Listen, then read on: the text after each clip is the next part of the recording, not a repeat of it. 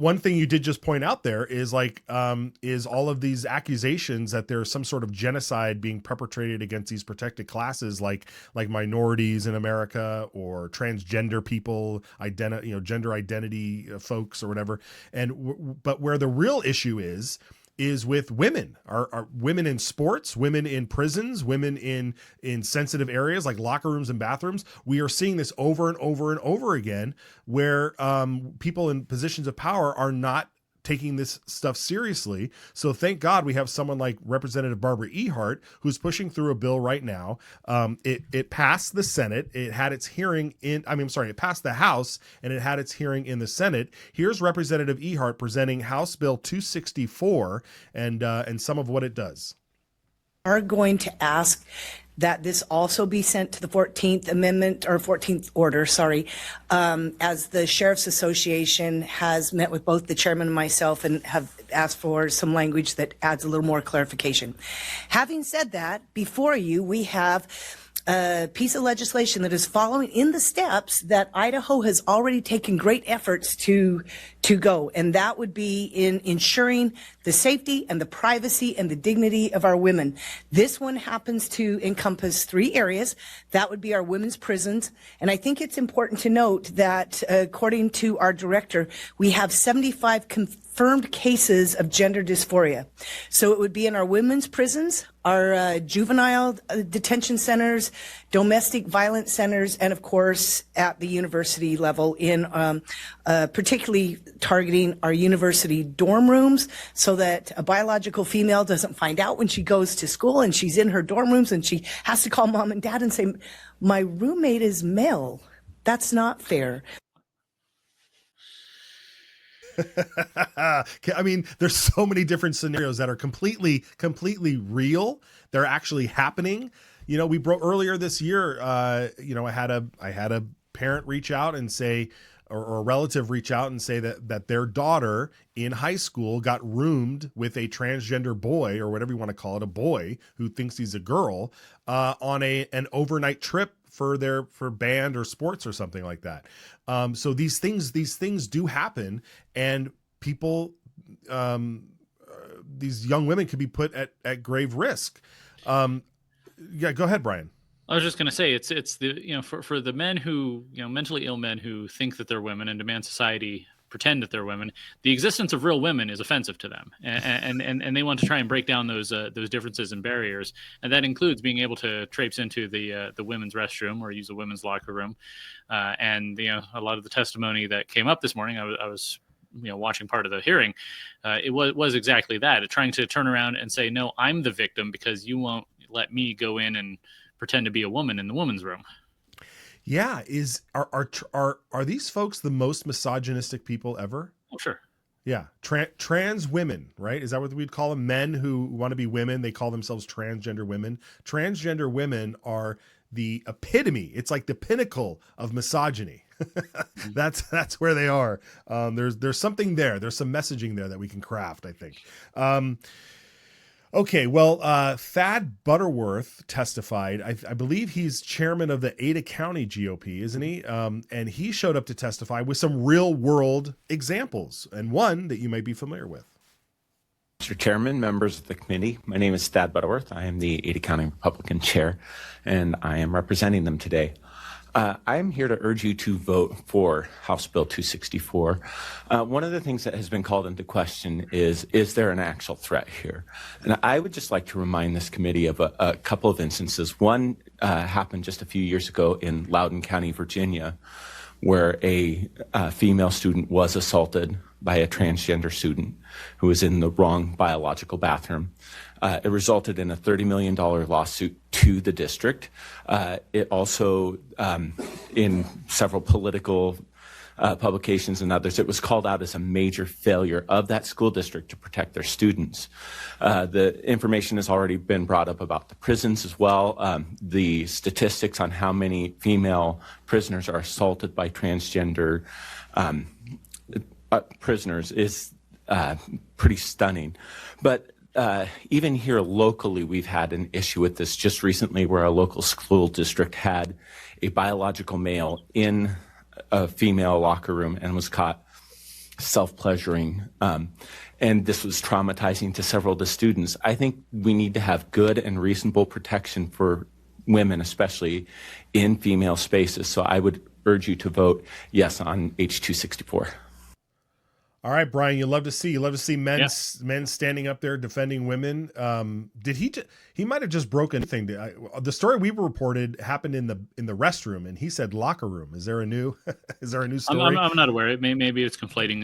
Yeah, I think so. We'll take it as that. But, I was so glad he did that. I was getting ready to go. I've got my homeschool class on Wednesday morning, so I wasn't able to go testify or go take part, but I was watching, and I was hoping somebody would bring that up, because that is the perfect counter to all the people who were testifying and saying that this isn't a problem. There's nobody said there's any problem. You're trying to solve a problem that doesn't exist, and you're just targeting trans people.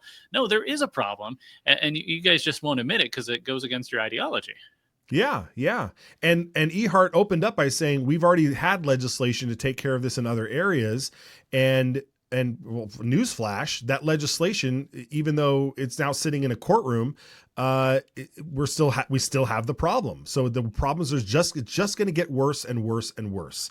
But now I have to shift gears here, and we have to share this clip, because there was Senator Ruchte once again trying to latch on to some sort of part of the bill and really create I think a red herring at this point with all this stuff. But let's listen to his pushback. Mr. Chairman, I don't think that's how this reads. If you read subparagraph 2, well, let's start with this. The remedy section is great. I agree with her on that. But that's for remedies. If you want to get a remedy, if you want to file a lawsuit, then in order to file that lawsuit, you have to be able to show, an individual is required by the covered entity to share required. So I agree with that. But the meat of the bill requires universities to designate these facilities as either male or female as defined in the statute. And under 67-9802 subparagraph 2, there is no permissive, or there is no allowance for the students to invite a male or female in. If a male or female goes into the room or even the bathroom of the dorm room that's designated for the opposite sex, they're in violation of this statute. I think this creates real problems for the universities. If we're going to allow for young men and young women to have opposite sex over, use their bathroom, use their bedrooms, then we better say it in the statute. Otherwise, this is the state getting into the bedrooms of college students. You're welcome to comment on that, Ms. Nolan. Sure, Chair. Senator, we can get out of that.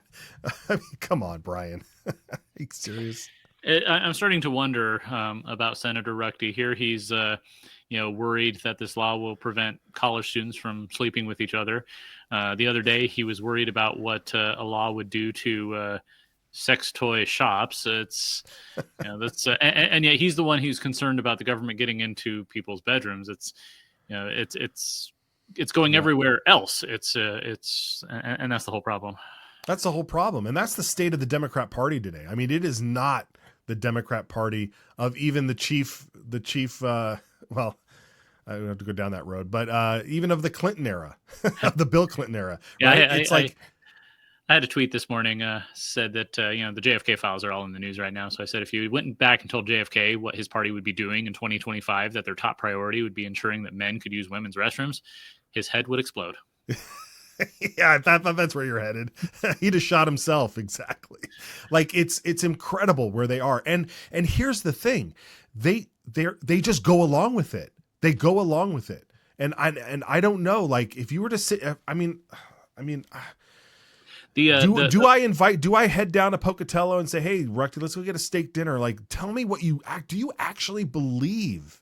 Mm-hmm. Do you actually want to protect girls from these mentally ill predators, mentally ill folks who I mean, they go into these bathrooms and they ruin girls' lives? Is that who you really want to protect? Is this similar to like the ACLU defending the Nazis in Skokie, Illinois? Is that what he thinks he's doing? Where he's just like, you know what? Someone's got to stand up for these folks, for free speech, right? When the Nazis wanted to march in Skokie, Illinois, the ACLU came out and the town didn't want to do it. They said, nope, they have a free speech right to do it. So I will defend the worst among us for their speech. Is that similar here? Is that what he's trying to do?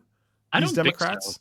I think the Democrat line right now is that, there's no, that all transgender people, all LGBTQ plus whatever people are inherently victims, and that there's some cognitive dissonance there when there's clearly these male prisoners who claim to be female just so they can have free reign at the women's prison. There is some cognitive dissonance where they'll either explain it away, or they'll say it's not happening, or they'll just close their ears and their eyes and pretend it's not happening. But I truly believe they think that they are on the side of the oppressed, the victims, just like they cast it in the same light as marching with African Americans in the civil rights era, or trying to free the slaves, or whatever else people were doing to try and help the victims, the people who are oppressed. I really think that's where they are, but they're incredibly out of touch with the American people. The biggest ad of the 2024 presidential election was one where they said that Harris is for they, them, Trump is for you. Right. And that's that really resonated, because the even the amount of self-identifying transgender people is an incredibly small percentage, and obviously there's different issues there. But are the Democrats ready to sacrifice everyone else for that tiny group? I guess that goes along with the oppressed mentality. They think they're on the side of the little guy. Sacrifice was a good word to use there. There's a lot of sacrificing that the left seems to like to do to appease their overlords.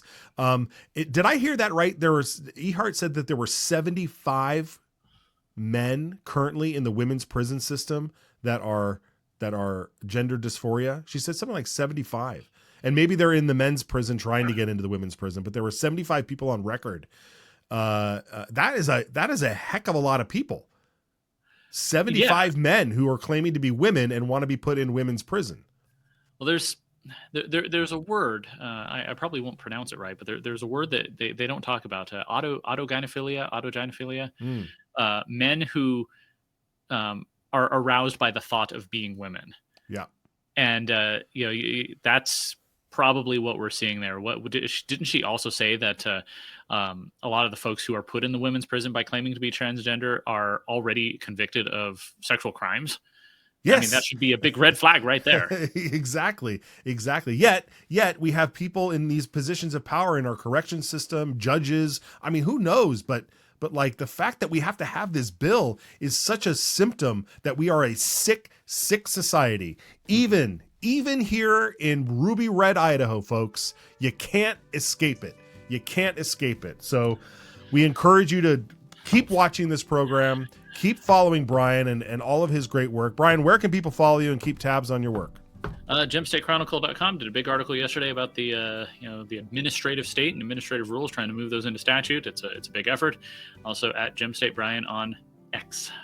Yes, fantastic. Hey, you said X. Good job, Brian. He's transitioning, folks, in a good way. All right, Brian, we'll check in with you tomorrow, brother. Take care.